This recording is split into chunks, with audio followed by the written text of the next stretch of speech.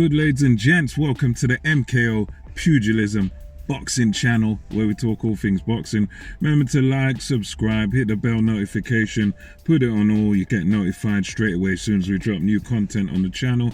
Without further ado, let's get into it. So, as we know, this weekend was a busy weekend of boxing. Lots going on. 2 consecutive days that I know about boxing over there in the United States. We had the United Kingdom over here as well, London. So yeah, this one I'm going to talk about Devin Haney versus Jojo Diaz.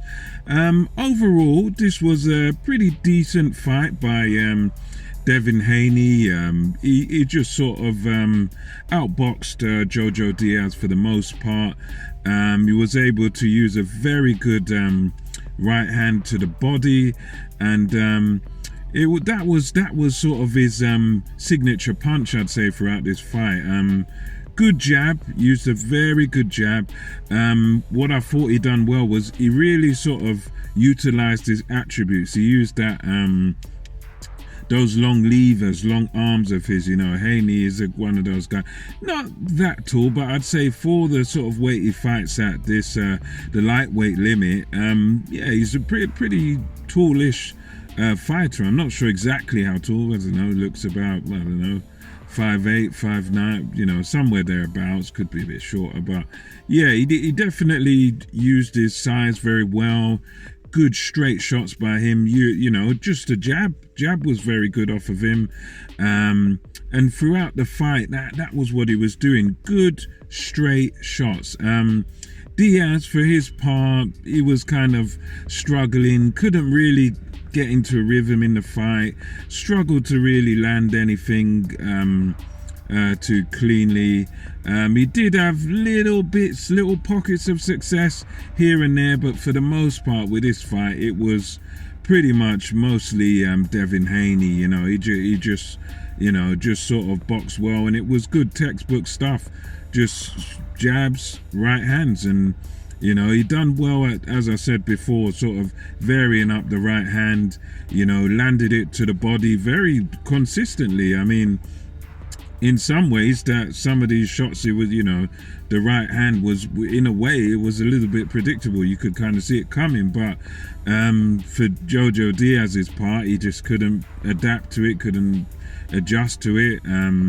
You know, there was 1 or 2 times where he dipped and sort of got out of the way of a few shots, but for the most part, no, this was all Devin Haney. I mean, it's one of them performances there where wasn't perfect, but at the end of the day, he done what he needed to do. He was pretty dominant. I mean, most of the rounds, I think you could give maybe Diaz about, I don't know, maybe 3 rounds, maybe, I don't know, maybe 4 rounds maximum.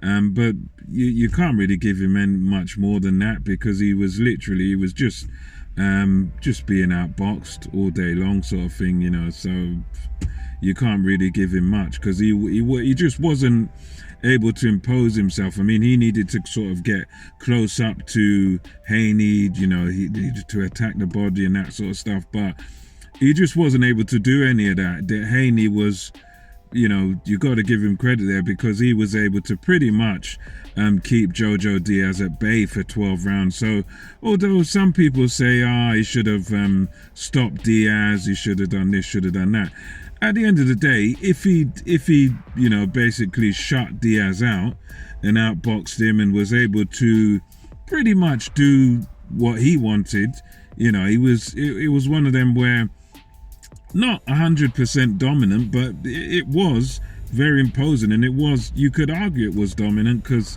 he was never, it's one of these fights where Devin Haney was that good that he was never really in any danger. You know, there was no point really in that fight. I think there was a scare in the later rounds where he took a shot there, stumbled a little bit, but throughout this fight there was no real point where you thought, oh, this is 50-50, or oh, you know, Haney's got to watch it here, he's going to get hurt, or he's going to get taken out. No, there was none of that in this fight. It was quite literally a good sort of boxing lesson, you know, kind of boxing lesson by Devin Haney. You know, not quite a masterclass, but definitely good performance by him, and I'd say pretty dominant. Good display by him, and it will stand him in good stead to fight the others. It probably won't strike fear in the heart of someone like a Kambosos or a Davis or whatever, but at the end of the day, he done the right thing. He dominated, won most of the rounds, and made it an easy night's work for himself.